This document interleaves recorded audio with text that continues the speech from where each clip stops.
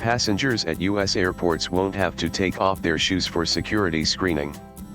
Hey, race why travelers racing to catch a flight at the U.S. airports will no longer be required to remove their shoes during security screenings, Homeland Security Secretary Kristi Noem said on Tuesday.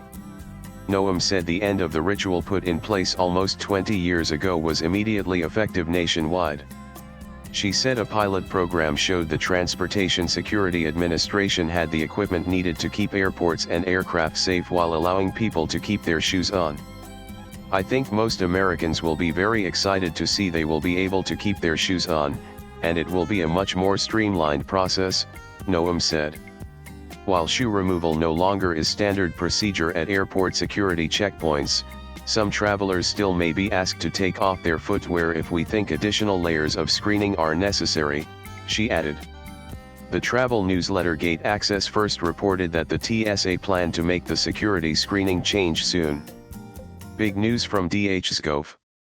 https://t.co.gj.jd2uqmki Caroline Levitt Press SEC July 8, 2025 Security screening sans shoes became a requirement in 2006, several years after shoe bomber Richard Reed's failed attempt to take down a flight from Paris to Miami in late 2001. All passengers between the ages of 12 and 75 were required to remove their shoes, which were scanned along with carry-on bags and other separated items such as outerwear. Travelers previously were able to skirt the requirement if they participated in the TSA PreCheck program, which costs around $80 for 5 years. The program allows airline passengers to get through the screening process without taking off their shoes, belts, or light jackets, and without having to take their laptops and bagged toiletries out.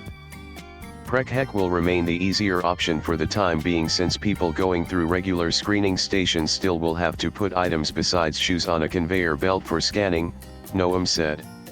TSA plans to review other rules and procedures to see how airport screenings can be simplified and expedited, she said. The agency is testing separate lanes for military personnel and families with young children, and expects to pilot other changes in the next 6 to 8 months, Noem said. In recent years, federal authorities have explored facial recognition technology and implemented Real ID requirements as a way to verify the identities of passengers. The Transportation Security Administration began in 2001 when President George W. Bush signed legislation for its creation 2 months after the 9/11 attacks. TSA hired federal employees as agents to replace the workers for private companies that airlines had used to handle security. President Donald Trump's Transportation Secretary, Sean Duffy, asked the public in an April social media post what would make travel more seamless. The following day, Duffy posted on X that, "It's clear that TSA is the one travel complaint that falls under the Department of Homeland Security.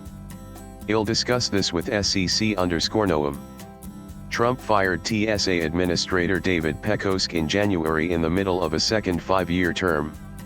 Trump had appointed Pekosk during his first term in the White House, and President Joe Biden reappointed him.